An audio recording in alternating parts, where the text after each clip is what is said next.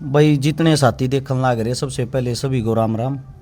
आज हमारे पास अपने घर पे गुरु जी पहुंचे हैं। रामानंद महाराज जी से तो सब परिचित होंगे।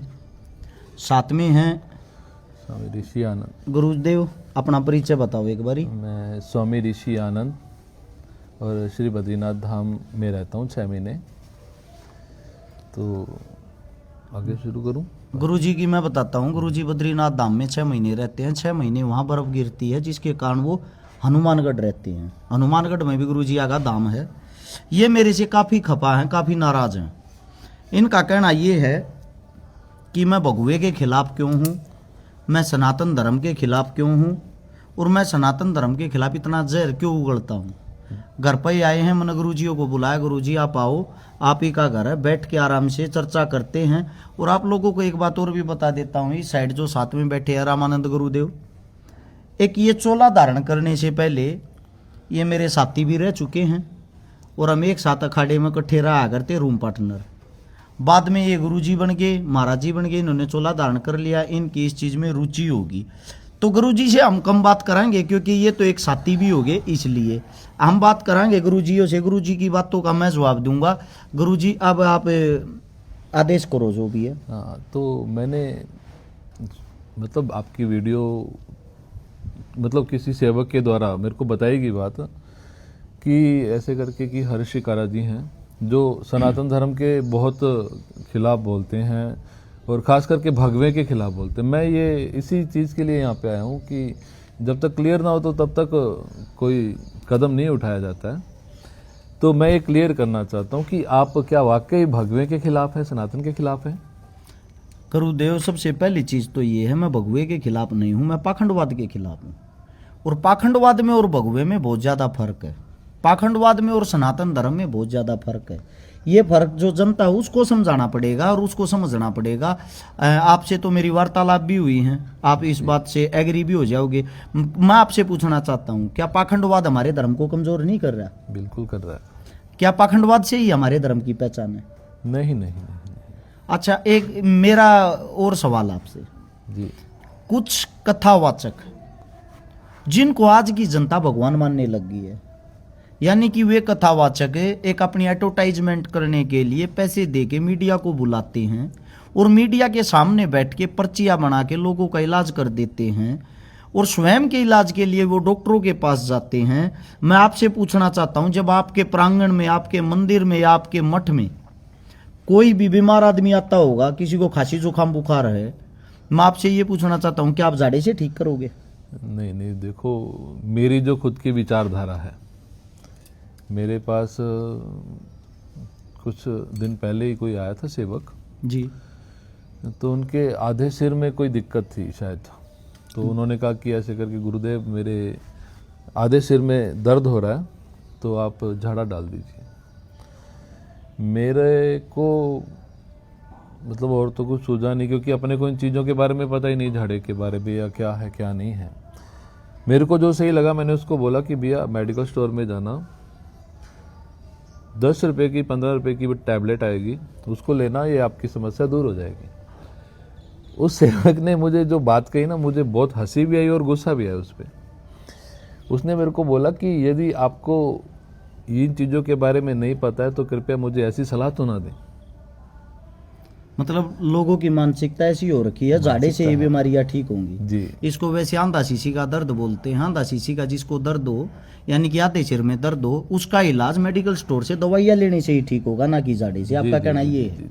अब एक बात और है, मैं आपसे पूछना चाहता हूँ, संत का, साधु का मतलब क्या होता है? भ्रम से निकालना।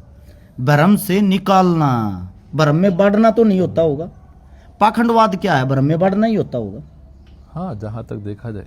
अच्छा, तो मैं आपसे एक बात और पूछना चाहता हूं, जो आज के युवा हैं, जितने जो यूथ हैं, वो शिक्षा ग्रहण करने से पहले जी, मतलब उनकी शिक्षा में कोई रुचि नहीं, वे कहीं भी किसी पाखंडी के पास चले जाते हैं और उसको ये बोलते हैं, बाबा जी मेरी, बाबा जी की संज्ञा बोलते हैं उनको। आप लोगों को असली जो गुरुदेव उनको कोई गुरु नहीं मानता।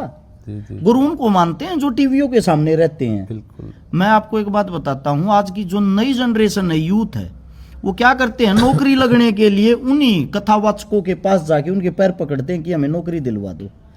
नौकरी वहां कथावाचक के पैर पकड़ने से मिलेगी या शिक्षा प्राप्त करने से मिलेगी? सबसे पहले तो शिक्षा शिक्षा ही होगी ना। बिल्कुल। तो मेरा जो कहने का तात्पर्य है, मैं लोगों को जो समझाना चाहता हूं, मैं यही बातें कहता हूं कि भाई जो पहलवानी करता है उसको पहलवानी करने से ही ख्याति प्राप्त होगी, बिल्कुल। ना कि वहां जाके कथावाचकों को पैर पकड़ने से। दूसरी चीज ये है, आपको ये नहीं लगता ये जो कुछ कथावाचक जो कहीं पे भी कथा करते हैं, अपने आप को धर्म प्रचारक गुरु बताते हैं, वो जी, उनकी जो प्रॉपर्टी है, वो प्रॉपर्टी अगर आप कभी सरकार से उजागर करवाने के लिए कहो या चेकिंग करवाओ, वो एक बार कथा करने के 1 करोड़ रुपए लेते हैं। तो उसको आप धर्मगुरु कैसे बोल सकते हो? वो तो एक धंधा हो गया ना। देखो हर तरह के इंसान है यहाँ जी।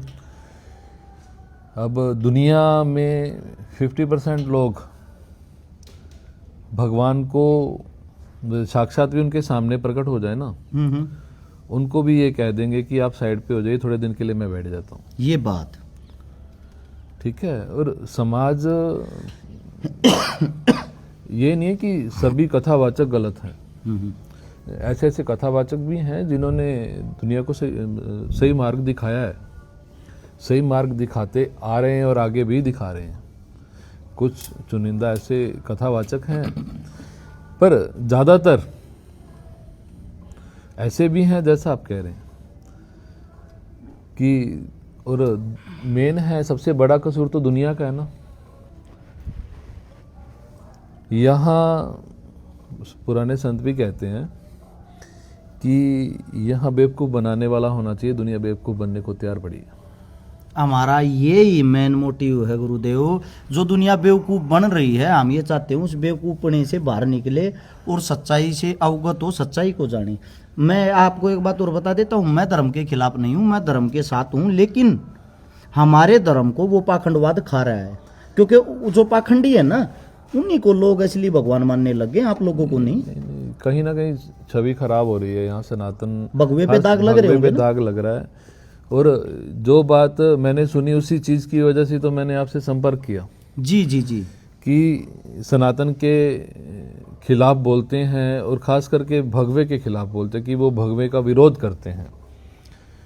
तो ये आप इस चीज पे थोड़ा सा मतलब ये क्लियर कीजिए कि क्या वाकई आप भगवे के खिलाफ हैं? गुरुदेव, मैं भगवे के खिलाफ नहीं हूँ।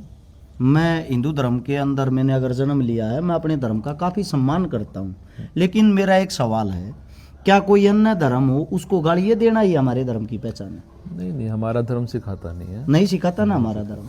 तो हम लोगों को इतना ही कहते हैं कि वे इंसान जो किसी धर्म को टारगेट करते हैं, वे हकीकत में साधु संत हो ही नहीं सकते, चाहे किसी भी धर्म के हो। वो सबकी अलग अलग विचारधारा है। अच्छा, मेरा एक सवाल और था सर जी। मैं एक बारी, मुझे हंसी भी आती है बताते हुए, एक ऐसे साधु संत के पास गया जिन्होंने मेरे को अपना फ़ोन नंबर दे दिया जी। और उन्होंने मेरे को बताया, अगर आपके घर में कोई भी समस्या किसी भी प्रकार की हो जी, आप मेरा नंबर ले लो, फ़ोन पे ही झाड़ा लगा के मैं आपका इलाज कर दूंगा, और साथ में आपके घर की कोई भी समस्या हुई 2100 रुपये आप पेटीएम डाल देना, यहीं बैठे बैठे घर के अंदर सुख शांति बना दूंगा। ये संभव है? मेरा जो मानना है, झाड़े मात्र 3 ही तरह के होते हैं। जैसे कि एक सूक्ष्म शरीर, ऊपरी हवा, भूत बाधा। जी। दूसरे नंबर पे वो दाने निकल जाते हैं ना माता के। जी। तीसरा है नजर का। जी। ये 3 ही झाड़े जो शुरू से चले आ रहे हैं। इनके अलावा यदि आप कहें कि मेरा हाथ दर्द हो रहा है या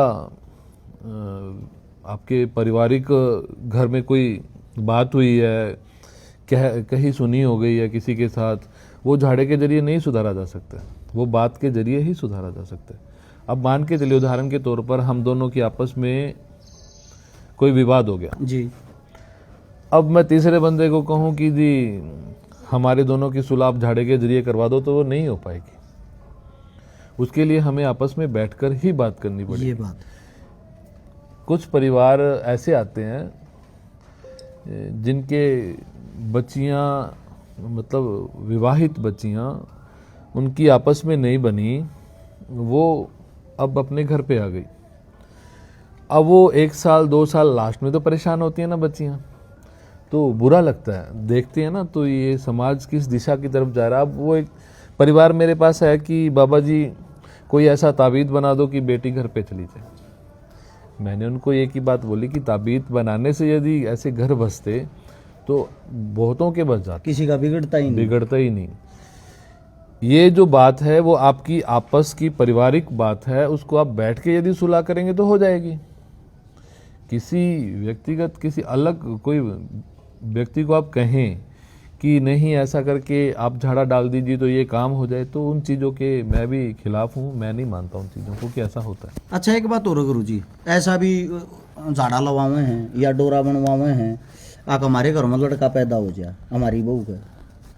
देखो, मेन चीज़ है, अगर साधु के मुंह से सहज निकल जाए, और सहज निकलता क्या है, होनी मुंह चढ़ के बोलती, जो होने वाला है वो ही साधु बोलता है।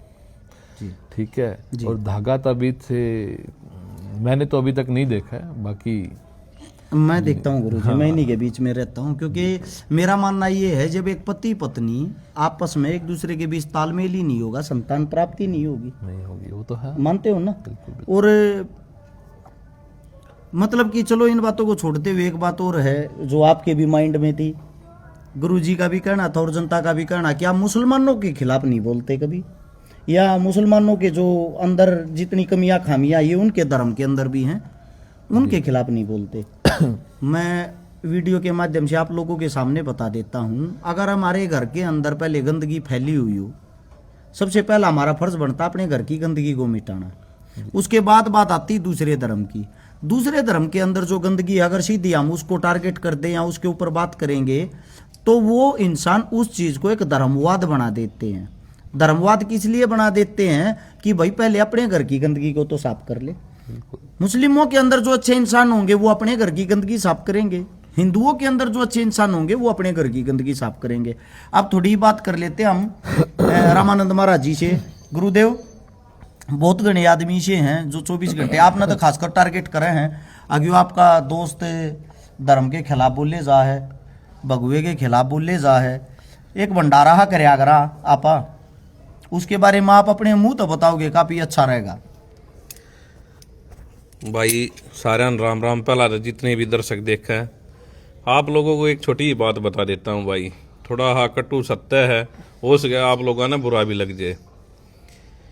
हरिद्वार में विशुद्धानंद आश्रम है, गरीबदासी पंथ का, कबीर की बाणी से जुड़ा हुआ है, और वहाँ पे मेरे को रहते 9-10 साल हो गए। हर साल 9 तारीख को नवंबर की बड़ा विशाल भंडारा करते हैं। हरिद्वार के जितने साधु संत हैं, गदिया के महंत हैं, महामंडलेश्वर है, उन्हें सब ने पता है। क्या आज तक कोई एक आदमी भी ऐसा आया कि बाबा जी ना तो आप जन्मभूमि से कोई पैसा लेते, ना कोई आम पब्लिक से लेते, और ये भंडारा जो आप 10, 15, 20 लाख रुपए लगाते हो, ये कैसे सक्षम होता है? या फिर कोई एक आदमी भी इसमें कमेंट करके ये बता देना भाई बाबा रामानंद को मैंने 11,000 रुपये दिए या 21,000, एक मात्र आदमी। वो जो भंडारा सक्षम होता है वो हर्ष भाई और हमारी जो टीम है, और ये वो चेहरे जो कभी सामने भी नहीं आए, जिन्होंने कभी ये भी नहीं बोला कि महाराज जी हमारा नाम किसी कार्ड में तो हो। आज तक जितने भी कार्ड छपे हैं, किसी कार्ड में हर्ष का तो नाम भी नहीं होगा।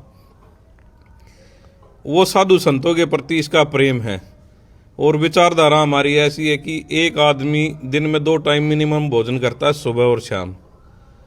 तो 365 दिन है, तो 730 के आसपास 2 टाइम का भोजन हो गया।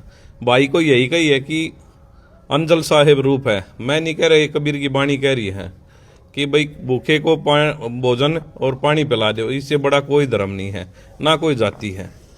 रही बात धर्म को लेकर, हिंदू मुस्लिम को लेकर, सपोज करो मेरा अटैक आ गया, अभी सोनीपत हूँ, डॉक्टर के पास जाएंगे तो मैं क्या डॉक्टर से ये पूछेगा भाई बाबा जी का इलाज करना आप हिंदू हो या मुस्लिम हो? हर धर्म में अच्छे इंसान है, हर धर्म में बुरे इंसान है। आप ज़्यादा डीपली जाओगे तो आप लोगों ने बता देता हूँ, प्रयागराज में भी हमारा शिविर लगता है, उसमें भी हम डोनेशन करते हैं।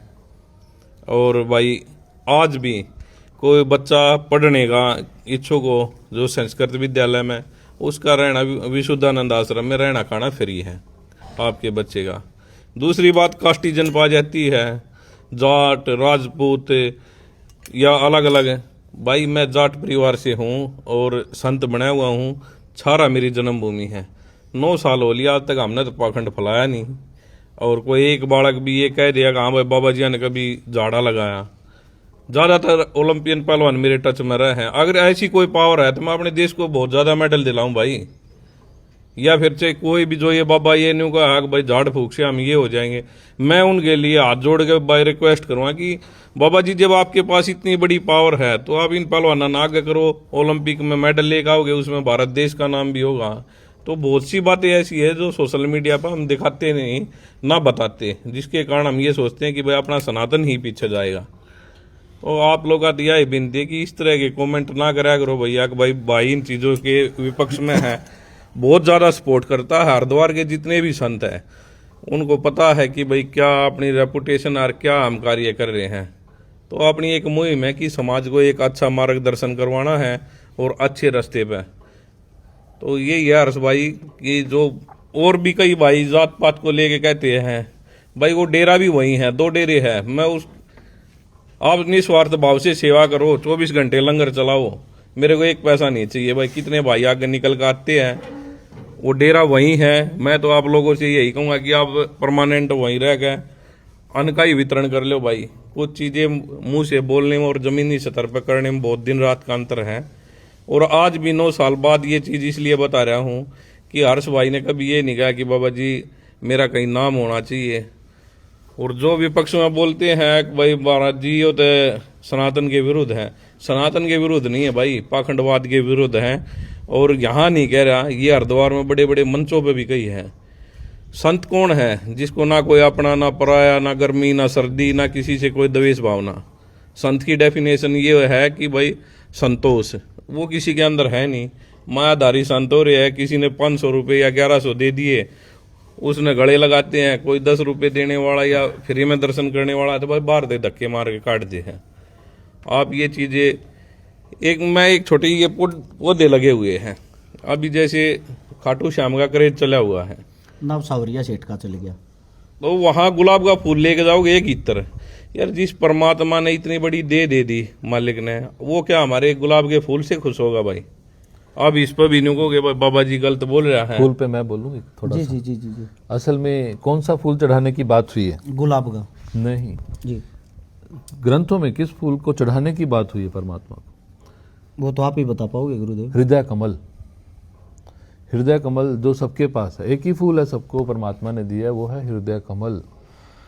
वो चढ़ाने से मतलब अपने आप को अर्पण करने से ही परमात्मा संतुष्ट होते हैं।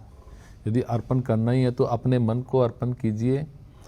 अपना मन देने वाला, हम जिसको मन दे देते हैं ना, वो हमारा गुलाम हो जाता है। नियम है, मन देने वाला दूसरी लेने वाला, कई चीजें जिसको मन दे दिया वो गुलाम हो जाता है। जैसे जो हमारे पिताजी थे, दादाजी थे या बड़े बुजुर्ग थे, हनुमान चालीसा करते हैं।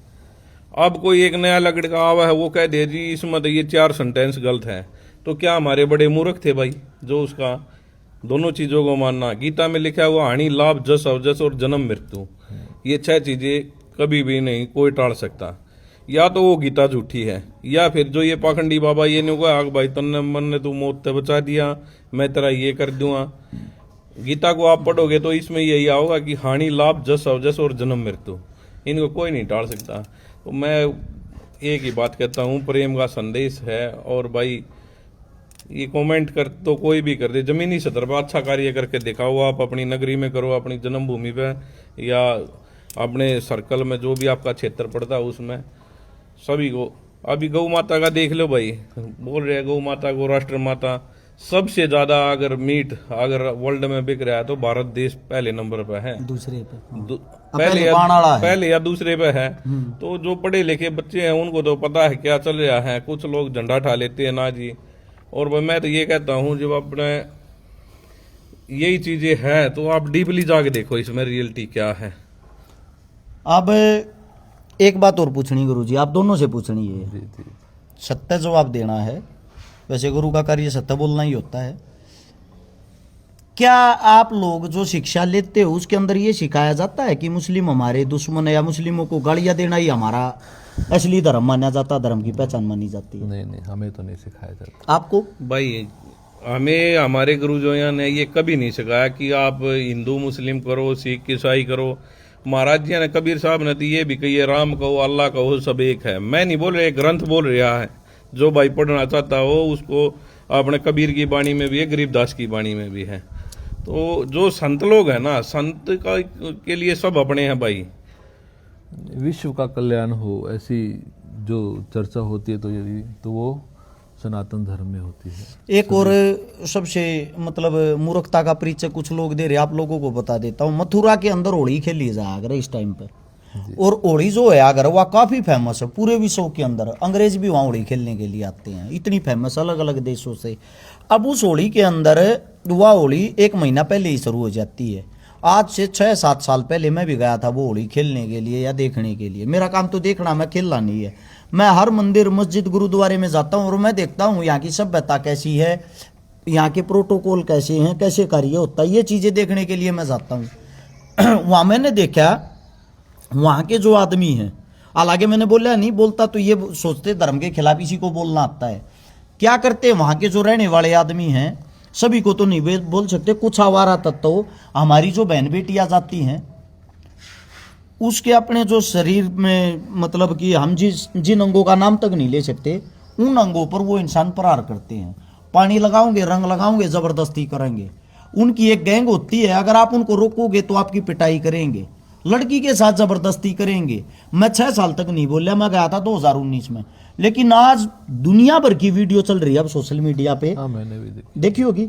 जापान की एक लड़की के साथ तो इतना बुरा किया है, मतलब वो बेचारी, क्या बताऊं मैं, बुरे तरीके से उसको एक उसके साथ जबरदस्ती करी गई है। क्या यह हमारे धर्म की पहचान है? नहीं, ये आपने अभी कहा ना कुछ उत्पत्ति। तो मैं तो उनसे भी यही निवेदन करूंगा कि यदि आप सनातन संस्कृति को बचाना चाहते हैं कि और ये चाहते हैं कि कोई उस पे उंगली ना उठाए, तो सबसे पहले हमें खुद से शुरुआत करनी होगी। जब खुद सही हो जाएंगे तो फिर हम दूसरे के लिए बोल सकते हैं। खुद सही नहीं है ना, तो दूसरे पर हम लांछन लगाए तो वो भी अच्छा नहीं होता, मेरा ये मानना है। अच्छा, एक चीज और है गुरुदेव, कुछ मंदिरों के अंदर वीआईपी कल्चर है, वीवीआईपी कल्चर है। हम अंदर एंट्री करते हैं, 500 रुपये की हम अगर टिकट लेते हैं तो भगवान को नज़दीक से देख सकते हैं। 1100 की टिकट लेते हैं तो भगवान को बिल्कुल छू सकते हैं। 1100 की टिकट वाले के गले में जो भी वहाँ बैठा हुआ पंडित होगा वो माला भी डालेगा, उसकी आरती भी करेगा। यानी कि इसका मतलब भगवान भी पैसों वालों का हो गया, गरीब आदमी तो दूर दूर से देख सकता है। वो महाराज जी बताएंगे। क्या कहना चाहोगे गुरुजी इस बारे में? हर्ष भाई, पता है क्या है, भ्रमण लिया है। गुरुजी कहते थे पहली यात्रा भ्रमण, दूसरी में ये मूर्ति पूजा जाप आ जाए, और तीसरे में अपने आप में खो जाओ। आप जहाँ भी बैठे हो वहीं भगवान है, हर एक आदमी में भगवान के कण है।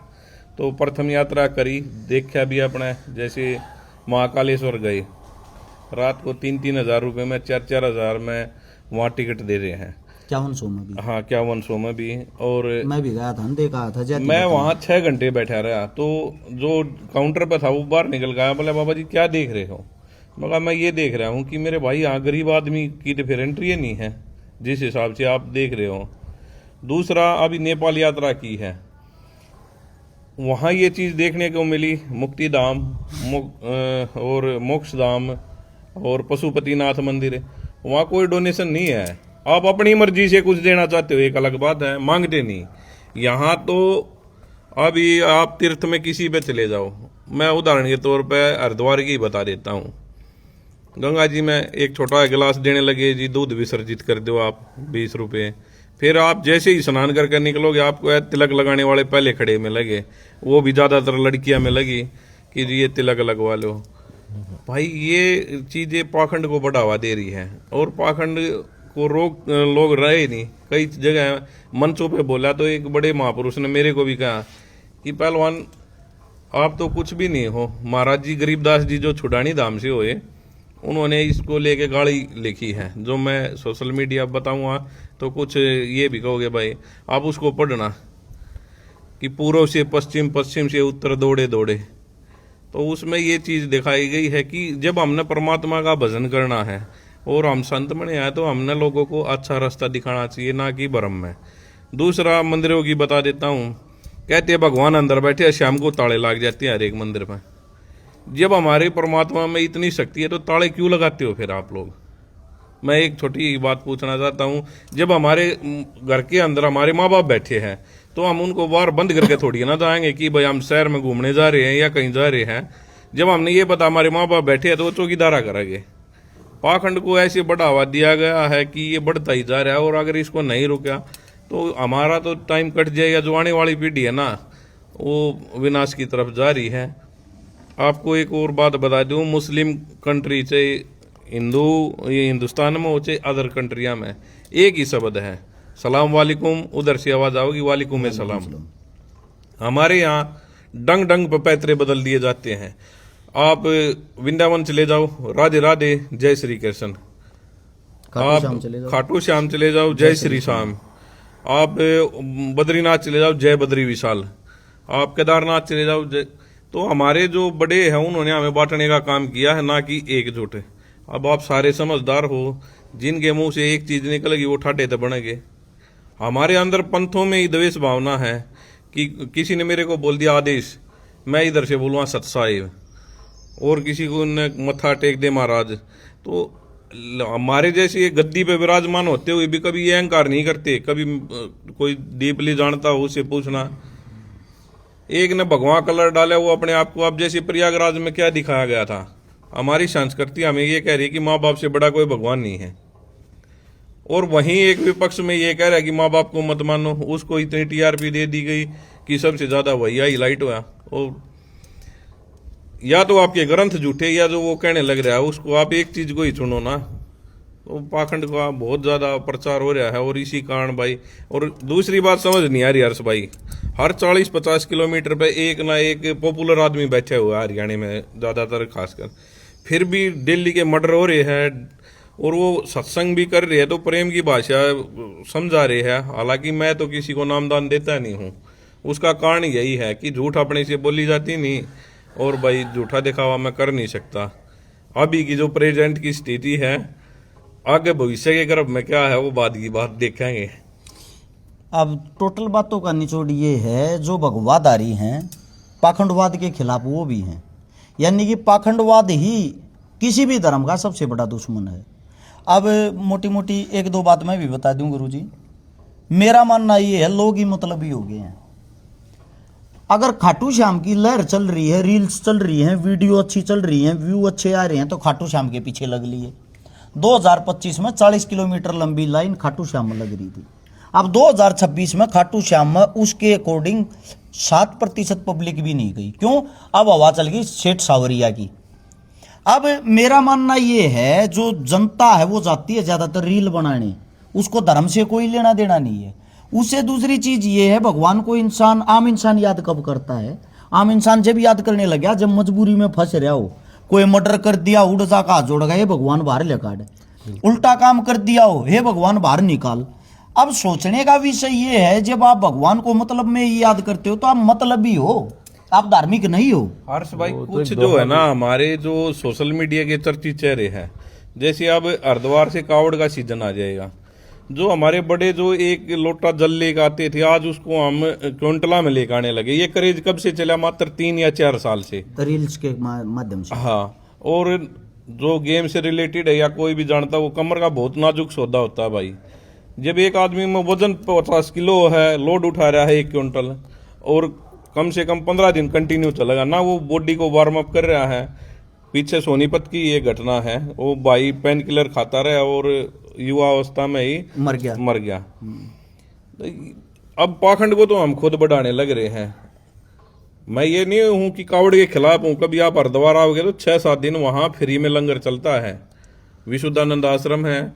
लेकिन जो देखते हैं ना भाई, धुमा करेंगे उधर है कहाँ भाई, हमारे तो बड़े भोले को जोड़ दिया। चलम आजकल तो वो भोले शंकर की फोटो भी ऐसी चिलम की लगा के देने लगे। आप भाई शास्त्र पढ़ो, चिलम नहीं पी है, शास्त्रों से आपको रियलिटी पता लगेगी। महादेव ने कभी चिलम नहीं पी। कावड़िया तो ये कहते हैं महादेव का, जो कहते हैं ना, पर देखो कुंभ के टाइम पे वो IIT वाले जो बाबा जी वो मेरा उनसे सहज, वैसे हम जा रहे थे तो सामने बैठे दिख गए तो गाड़ी रोक के उनसे मिलने के लिए चला गया। मैंने उनको कहा नमो नारायण, उन्होंने कहा नमो नारायण। इतनी देर में उन्होंने चिलम निकाल ली। साथ वाले ने वो माचिस जगाई और वो खींच रहे और कुछ शब्द बोले, उन्होंने पता नहीं क्या बोले थे, बकड़ बम चले आओ छमा छमा, ऐसा कुछ इतना ही सुना मेरे को, बाकी बहुत लंबा बोला था।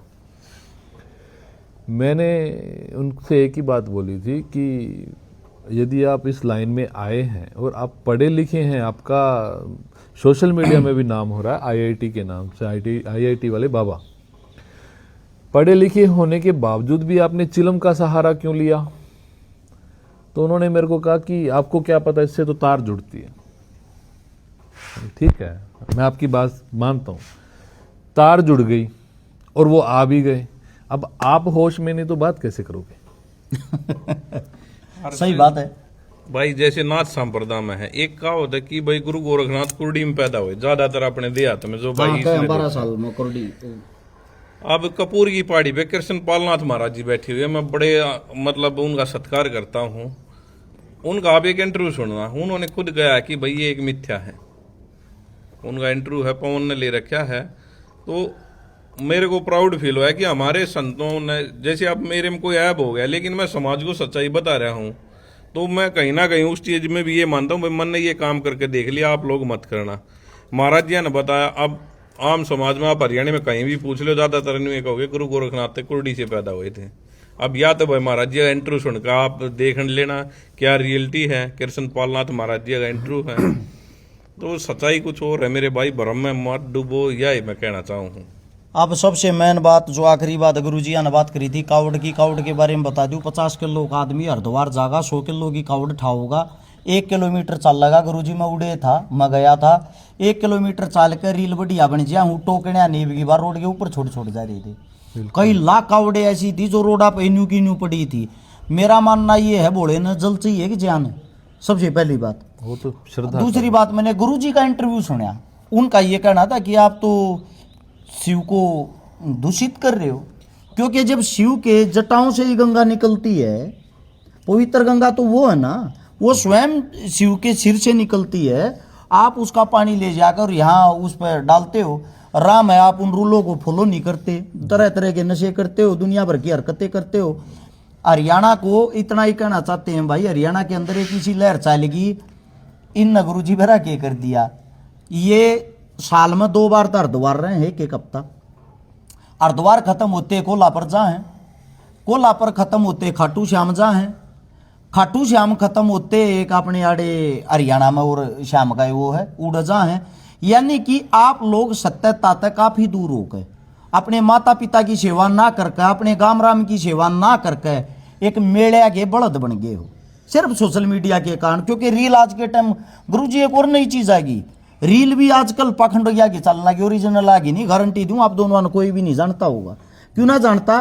क्योंकि ना तो आप नशे की ऐड करते, ना लोग तो न्यू बताते भोड़ा कस मारा करता KPR था, ना आप झूठा प्रचार करते। मैं गारंटी देता हूं आप दोनों न जब मशहूर होना है, फेमस होना है, एक झूठा प्रचार कर दो कि तो 40-50 फुट नीचे दबुआ का मूर्ति उड़े तो मूर्ति कटवा दो, स्वयं भगवान पर कट हुए हैं, अगले दिन देखना आपके द्वार पे भीड़। 4 झूठ बोल दो आशीर्वाद से, मैं ये कर दूंगा और वो कर दूंगा। यानी कि सत्यता का जो जीवन होता है, ओरिजिनलिटी जो साधु संतों की है, वो काफी परे हो चुकी है। दूसरी बात ये भाई, जितने जो भी साथी इस वीडियो को देख रहे हैं उनसे एक ही बात कहेंगे, हम पाखंडवाद के खिलाफ हैं, सनातन धर्म के नहीं। हमारा धर्म बहुत ही खूबसूरत है, उस धर्म को बदनाम और खराब मत करो। यह हाथ जोड़ के मेरी भी विनती है और ये गुरुओं की भी विनती है। इतना ही कहना चाहूंगे, डॉक्टर के जाए तो काम चल रहेगा, बाल नाई के तो जाए तो कटेंगे, इलाज कोई भी हो वो डॉक्टर ही करेगा, लोहे का काम लोहार ही करेगा, हर चीज का समाधान गुरुओं के पास नहीं है। एक चीज मैं और बता देता हूँ। हाँ, कुछ चीजें जैसे ऐसे होती हैं जहां डॉक्टरी भी फेल हो जाए, जैसे कि शरीर में कुछ अजीबोगरीब हरकत हो रही है। पाखंड के बारे में नहीं बोल रहा हूँ, वो मैं समझ गया। हाँ, कुछ गतिविधियां ऐसी होने लग जाती हैं। अब जैसे होलाष्टक चल रहा है, इन दिनों की बहुत महत्वपूर्ण चीज़ें हैं, वो कभी मैं फिर चर्चा करूंगा, आपकी वीडियो लंबी हो जाएगी। पर जो काम डॉक्टर ने करना है वो डॉक्टर ने ही करना है, मेरा कहने का ये मतलब है। कुछ चीज़ें होती हैं जो डॉक्टर के बस से बाहर होती हैं, और वो ही शख्स कर सकते हैं जिन्होंने साधना की है, तब की है।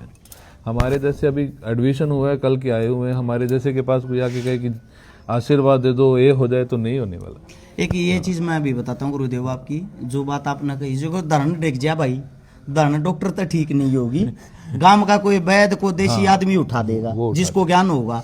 उससे दूसरा मैं खुद बता देता हूँ, एक कहावत है, ओला कोई हो रहा हो, उल्टा जन्म जिसका हुआ, जैसे मेरा हो रहा है, मैं उल्टा पैदा हुआ था, तो अगर यहाँ पे एक विद निकला करे, उसको झाड़ना है तो जो उल्टा पैदा हो रहा है उसका 7 बार अंगूठा लगा दो, आराम हो जाएगा। आराम होता भी है, तो इसके पीछे कोई ना कोई साइंस होगा। चुक पड़ती, चुक बोलते हैं आंख में, नहीं चुक शरीर में होता है। अच्छा, चुबक। हाँ चुबक होगा, वो जो अरोड़ा कास्ट में चुग होते हैं, ठीक है, वो आपने बताया ना, मैंने भी सुनी है बात कि वो यदि अंगूठा लगा दे तो वो चुग ठीक हो जाती है। तो होगा, ये चीजें जो चीज है तो है। अब इनको हम प्रपंच नहीं कह सकते, पाखंड नहीं कह सकते। पाखंड नहीं, कुछ चीजें साइंस होती है। साइंस के तौर पर बता दूं, घर के बाहर नींबू मिर्ची लटका दिया रहे, नींबू मिर्ची लटकाने से घर की रक्षा कैसे होगी, लोगों की सोच है ये। उस रक्षा का कारण है, उसका कारण क्या है, नींबू के अंदर साइंस पढ़ना, कुछ ऐसी एक्टिविटी होती है जो मिर्च के साथ मिलके वो फैलती हैं, जिसके कारण बुराइयां हमारे दरवाजे तक नहीं आती। ये कोई टोटका नहीं है, ये साइंस है। दूसरी बात, कुछ आदमी, मेरा मानना ये गुरुजी इतने मूर्ख हो गए हैं, आपको बता दूं, कहते हुए भी शर्म आने लग रही है। यानी कि नदियां जो है, नदियां में जाकर तो दूध ने वो करे हैं, डालन लाग रहे हैं, मूत्र ने पीण लाग रहे हैं, लेकिन भगवान जो मानो हो आप, या हमारा जो धर्म मानो, उसने ये चीजें इसलिए उल्टा हो गया भाई, ये ऐसे बनाई थी, दूध न पीवो, मूत्र न नहीं। कुछ चीजों को आप लोगों को समझना पड़ेगा। हर्ष भाई, जैसे भिक्षा थी अहंकार को तोड़ने के लिए। जैसे अपना जाट कुल में जन्म हुआ, मीडियम परिवार से, तो ये अहंकार ना रह जाए कि भाई रोटी तो मेरे घर में भी थी। तो प्राचीन जो संत होते थे वो ये कह देते थे कि आप 3 ग्राम आ गया, 5 ग्राम आ गया, भिक्षा लेकर आओ भाई। उसमें क्या है, अपना मान, जैसे हमने ये महसूस ना हो, वो एक सामान लेने के लिए अहंकार को, कि भाई देखो यार, आज से 10 साल पहले मैं कुछ और था, अध्यात्म को पढ़ने के बाद आज कुछ और हूँ। तो संत लोग आजकल ये भिक्षा का ऐसे कर दिया, हर एक चौराहे पे, हर एक शहर में, हर एक जगह पे 10-5 तक खड़े रह गए, और इस भगवे को भी बदनाम कर रहे हैं। रोकने वाला कोई है नहीं भाई, अगर भाई रोक टोक हो कुछ। भिक्षा के ऊपर एक बात मैं भी बता देता हूँ, मेरा जो मानना, मैंने जो पढ़ा, भिक्षा का मतलब ये था कि साधु संत सबको एक नज़र से, एक आंख से देखते हैं। हर गांव के अंदर किसी भी जाति का परिवार हो, सबके घर भिक्षा लेने के लिए जाते थे, ताकि सबकी रोटी वो खाएं। सबको ये इस चीज से संदेश देते थे कि सब एक समान है भाई, किसी का रोटी अन्न पानी अलग नहीं है। दूसरी चीज ये है, आप जाओ शनिवार ने, मंगलवार ने रेलवे स्टेशन सोनीपत, बता दूं, ज्ञान नगर में मैं रहा करता गुरुजी, रेलवे स्टेशन के पास में, वहां पर जो बिहार से आए हुए आदमी हैं वो दिहाड़ी नहीं करे आते शनिवार मंगलवार को। वो एक भगवा रंग समवा रहे थे और तेल की बाल्टी लेते थे और स्टेशन पे निकल जाते थे, आशीर्वाद दे देकर शाम तक 5-5-6 हजार रुपये वे इकट्ठे कर लिया थे। क्या आप उसको भगवा या भगवान मानोगे या साधु संत मानोगे? वो उन लोगों का कमाने खाने का जरिया है। और ऐसे आदमियों ने जो रियल के साधु संत है, उनकी छवि को भी धूमिल और बदनाम कर दिया। कहना इतना है, पाखंडवाद और धर्म दोनों अलग चीज है, ये आप लोगों को समझनी पड़ेगी। हमारे मुख से कोई गलत शब्द, गलत बात निकल गई हो, हाथ जोड़कर क्षमा चाहते हैं। एक मेन बात मेरी तरफ से, बद्रीनाथ जब भी कोई जाए, गुरुजी हैं, गुरुजिया का वहां पे धाम है, क्या नाम है गुरुजी, अच्छे से बताओ। आश्रम है, आश्रम साधु सुधा आश्रम है, साधु सुधा आश्रम है, जो मंदिर के काफी नजदीक है। जब भी जाओ गुरुजी से जरूर मिलके आना। और गुरुजी अपना आश्रम कहाँ पे है? हरिद्वार में बता दो भाई। हरिद्वार में विशुद्धानंद आश्रम है बसंत गली पे, और एक सप्तऋषि घाट पे, 2 आश्रम अपने हरिद्वार में है। बाकी मैं पंजाब, राजस्थान, अनेक वो जगह है। अपने कुटिया में एक चौकीदारा करते रहते हैं, प्रारब्ध है हमारा। ये गुरुजी कई आश्रमों के मालिक हैं, ये गुरुजी कई आश्रमों के मालिक हैं। बात इतनी है, गद्दी के मालिक हैं, चलो आश्रम के नहीं है। देखो, ये भी एक बहुत गलत मानसिकता है। संत बिल्डिंग का मालिक नहीं होता है, क्योंकि बिल्डिंग समाज की है। कहने का तात्पर्य ये है, जो बिल्डिंग वो आप लोगों ने बनवाई है, उसको संभालने का कार्य इन लोगों का। जब ये नहीं रहेंगे, इनके कोई न कोई शिष्य आके उसको संभालेंगे, आश्रम वही रहेगा। गद्दी पे जो बैठने वाला अधिकारी वो चेंज होता रहेगा। एक चीज आजकल तो वो भी ग्रेट चल गया। एक चीज जो लोग मतलब अंधविश्वास, कुछ लोग जैसे सही चीज को भी अंधविश्वास कहते हैं, उसके लिए जी जैसे कि पीपल के पेड़ को जल चढ़ाना, क्या लोग कहते हैं कि अच्छा होता है, पर उसके पीछे का जो कारण है, कहते हैं कि कोई भी कार्य करो उसका पहले मीनिंग पता होना चाहिए कि इसका मीनिंग क्या है, क्यों ये कार्य किया जाता है। पीपल को किसका दर्जा दिया है सबने? विष्णु का। विष्णु का। और विष्णु कौन है? पालनहार। अब इस चीज को, हमारे पूर्वजों की बात कर रहा हूं, कितने अच्छे तरीके से उन्होंने इस चीज को मैनेज किया हुआ है। वृक्ष हमें क्या देते हैं? पीपल तो ऑक्सीजन देता है और 24 घंटे 24 घंटे। हाँ, संडे के दिन आप जल नहीं चढ़ाओगे, उसका व्रत है। बाकी आप पूरा हफ्ता डालिए, 6 दिन डालिए और एक दिन जल नहीं डालना है, उसका व्रत है। और वो एक दिन का गैप क्यों रखा? पानी सूख जाए, अगर उसको लगातार समय लगे। समय मिले। हाँ, ज्यादा पानी होने से उगड़ भी जाएगा ये ना। जो चीजें थी, ये सिर्फ देखो, पालनहार वही है जो हमें प्राण ऊर्जा दे रहे हैं, जिनकी वजह से हमें प्राण ऊर्जा मिल रही है, इसलिए उन्हें विष्णु का दर्जा दिया है। अगर आपको कोई कहे कि पीपल में जल चढ़ाने से ये पुण्य मिलेगा, पुण्य एक ही मिलेगा यदि आप वृक्ष को बचाते हैं, तो आपके फेफड़े कभी कमजोर नहीं होंगे, आपके शरीर में कभी ऑक्सीजन की कमी नहीं होगी। हर चीज का एक मीनिंग है, हर चीज का एक फल है। जैसा आप कार्य करेंगे वैसा आपको फल मिलना है। ये नहीं कि आप पीपल को जल चढ़ाने से आपको पैसा मिल जाएगा या XYZ गाड़ी मिल जाएगी, कोठी मिल जाएगी, ऐसा नहीं, कुछ नहीं। जैसा आप कार्य कर रहे हैं वैसा फल मिलेगा। मेरा ये कहना था कि उसको आप दूसरे हिसाब से मत चलिए कि मुझे किसी ने कहा धागे कि बांधने से शादी हाँ, हो जाएगी, नहीं, ऐसे पूछने मत से कुछ होगा। कहने का तात्पर्य ये, हमारे बुजुर्गों ने ये सिखाया था। आदमी ज्यादा देसी होते थे, उनका कहना इतना ही था कि आप लोगों को समझाने की वह एक शिक्षा थी। आप पेड़ों को संभालोगे, पेड़ आपको संभालेंगे, इसीलिए उन पेड़ों को महान माना गया। बेरी के वृक्ष के नीचे आपको रात को नहीं जाना, भूत होते हैं। जी, ये बात कही जी। पर ये क्यों कही? बेरी का वृक्ष ऑक्सीजन रात को खींचता है। ठीक है, यदि आप लगातार बेरी के वृक्ष के नीचे सोएंगे तो आपकी मृत्यु जल्दी हो जाएगी। हर्ष भाई, उस चीज को चर्चा में रहते हो तो मैं आपको ये गदा भेंट कर रहे हैं हम, क्योंकि ठीक है, जो पाखंडी है उनके विरोध में आप गदा लेकर खड़े रहो। और कभी सनातन पे बात आई, जो रियलिटी है, तो ऐसा नहीं है। बड़े बड़े साधु संत हैं, वो क्यों नहीं बोले? आप चीज ने एक नोट करी हर्ष के खिलाफ, उनको पता है कि ये रियलिटी बोल रहा है ना, तो ऐसी बात नहीं है। आज भाई संतों को अगर ये चीज लगती तो रोक सकते थे कि भाई आप ऐसा ना करो। उन्हें पता है कि भाई रियलिटी बोल रहा है, तो हम आपको ये गदा देते हैं। और ऐसे ही आप अपनी जगह पे रहिए और सच के साथ रहिए। आपने बहुत अच्छी लाइन है, और कम रियल हीरो होते हैं जो रियलिटी को समाज में बताते हैं, ना तो भाई पाखंडियों का अपना कोई विरोध भी नहीं करता। वीडियो ज्यादा लंबी हो जाएगी, इतना ही कहना चाहेंगे। आगे फिर मिलेंगे गुरुजी, फिर चर्चा करेंगे अपने धर्म को लेके। दूसरी बात ये है, आप लोगों को बता देता हूँ, पाखंडवाद के खिलाफ बोलने पर किसी भी धर्म गुरु ने हमारा मतलब खिलाफत नहीं की, या हमारे को ये नहीं बोला कि आप गलत कर रहे हो। हमारे खिलाफ कौन बोल रहे हैं, एक बार उनकी प्रोफाइल या आइडिया चेक करना। वे इंसान हैं जो एक नंबर के नशेड़ी हैं, जो समाज पाड़ने का कार्य करते हैं, धर्म के नकली ठेकेदार बनकर अपनी दुकानदारी चला रहे हैं।